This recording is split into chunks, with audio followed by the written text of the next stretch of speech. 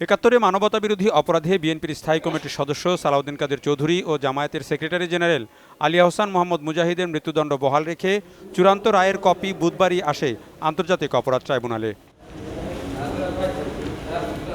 বৃহস্পতিবার সকালে শুরু হয় এই দুজনের বিরুদ্ধে মৃত্যু পরোয়ানা জারির প্রক্রিয়া। দুপুর ১:৩০টার দিকে বিচারপতি আনোয়ারুল হকের নেতৃত্বে ৩ বিচারপতির ট্রাইব্যুনাল পরোয়ানা জারির আদেশ দেন।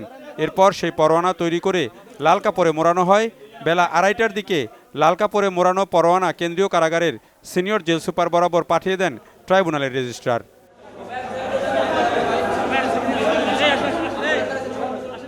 এর আগে সাংবাদিকদের এ বিষয়ে অবহিত করেন ট্রাইব্যুনালের রেজিস্ট্রার শহীদুল আলম ঝিনুক। আমরা প্রসিজিয়ারগুলো ফলো করে আজকে সকালে মাননীয় ট্রাইব্যুনালে উপস্থাপন করেছে।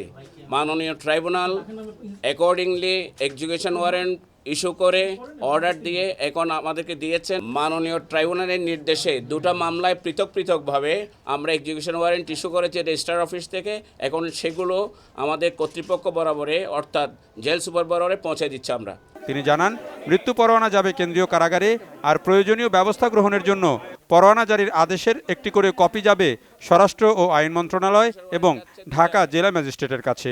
এক্সিকিউশন ওয়ারেন্ট যাচ্ছে এক জায়গায় জেল সুপার বরাবরে, আর আদেশের আজকে মাননীয় ট্রাইব্যুনাল যে আদেশটা করেছেন তার অনুলিপি যাচ্ছে 3টা জায়গায়।